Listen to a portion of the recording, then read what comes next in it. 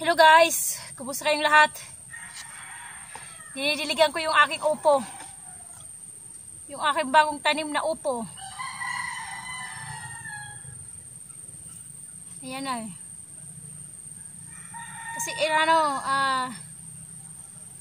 araw ko ba, 4 na araw na itanim ko bago pumunta dito para diligan ulit. Ayan na. Kasi nga, tinatamad na pumunta dito eh. Ito yung aking tanim na kailangan diligan. Kasi bago pa lang. 4 lang na puno lang naman ito eh. Okay guys, bago nyo tapusin yung aking video, please subscribe. Yung nandyan. Subscribe naman, pakipindot lang yung nakasulat na subscribe. At saka pwede yung i-share yung aking video at saka mag-likes. Okay guys, huwag niyo kalimutan ha. Tsaka salamat dun sa bago ulit na subscriber. Na isa, nakadagdag. Salamat. At saka sa lumang subscriber, salamat sa inyong lahat. At hindi niyo ako iniiwan. Patuloy pa rin kayong nanonood sa akin. Siyempre, viewers na rin, please, panoorin niyo ako. Okay guys, didiligan ko lang itong aking upo. Tsaka may nakita ko doon kanina cockroach. Ano siya, black cockroach. Yung nakita ko. Nandito kasi, nasa ilalim dito. Nagtatago. Kaya pagkuha ko nito, pagbitbitin ko, nahulog. Kaya binidyohan ko. Black cockroach.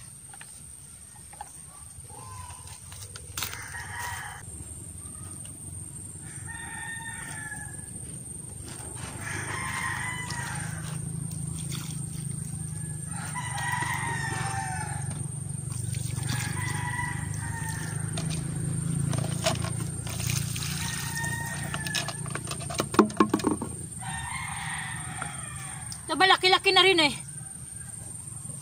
Yan ito, malaki-laki.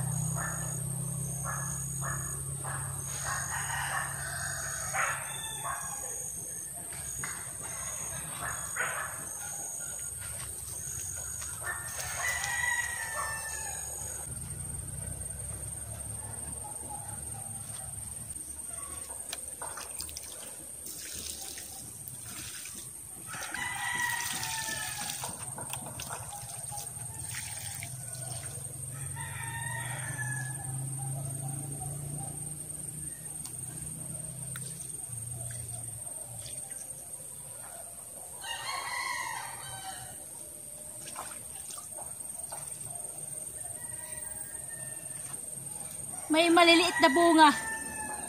Ayan.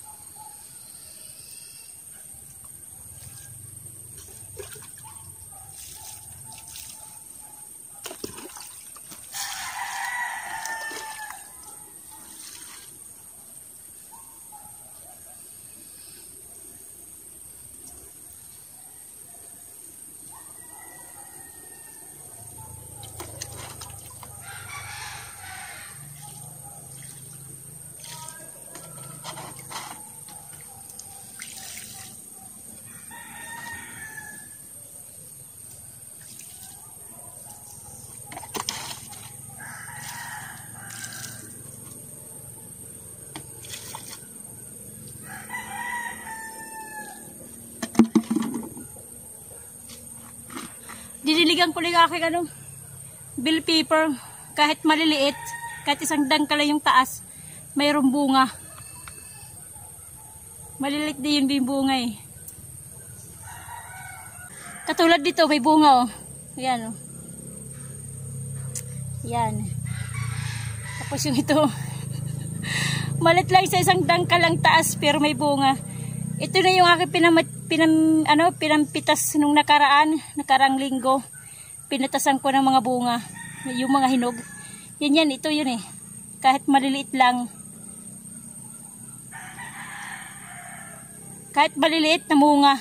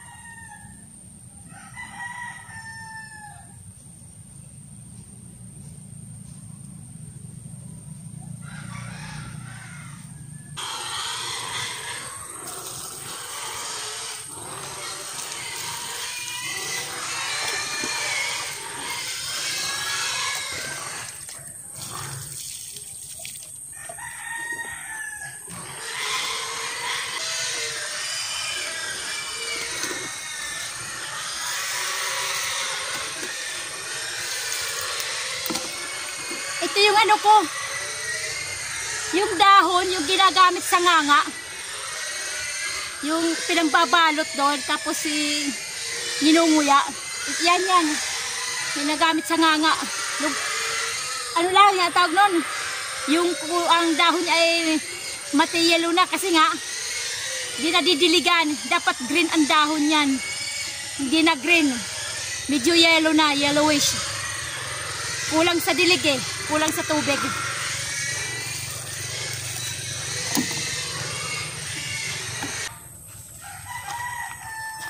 Yun lang ginawa ko guys. Diniligan ko lang yung aking bagong tanim na upo. Tsaka siyempre sinama ko na rin yung aking agitway. Kaya lang nagkakaroon na ng sakit yung aking agitway. Mayroon ng mga aphids. Yung mga puti-puti. Kunin ko lang yung ating okra. Kasi baka magulang na naman. Kunin ko lang. Pitasin ko lang.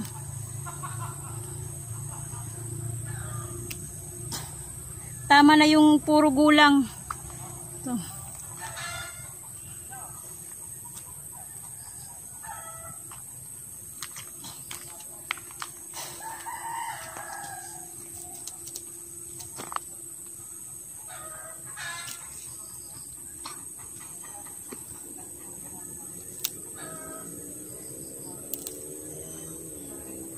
Mayroon pa itong yung sa bulaklak ko, yung natuyuan ng bulaklak.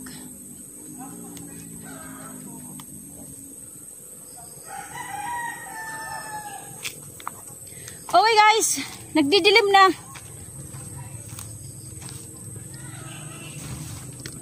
Huwag niyo kalimutan guys, mag-subscribe.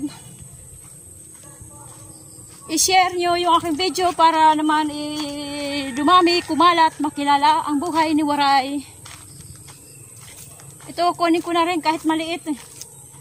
Para hindi, hindi siya gulang. Kasi ilang araw na naman, siguro sa isang linggo na naman ako makakabalik nito.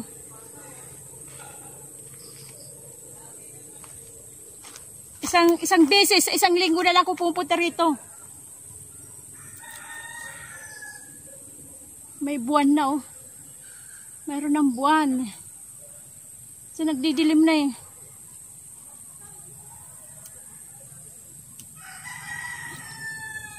Ayan, nakaapat.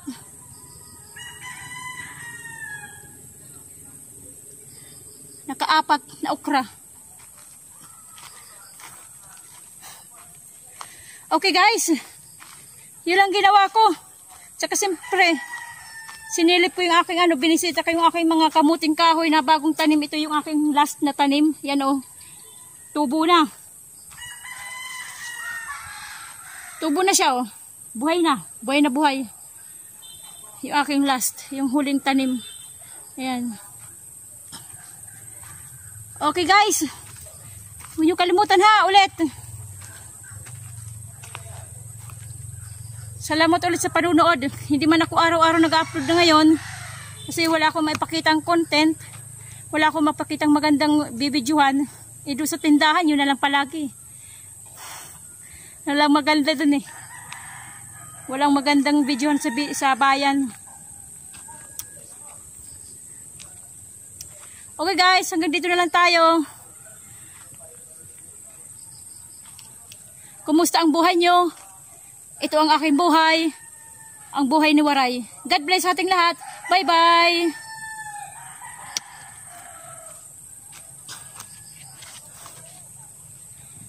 Ito ang aking mga pinya. Matataas na. Ano na yan? 1 taon na.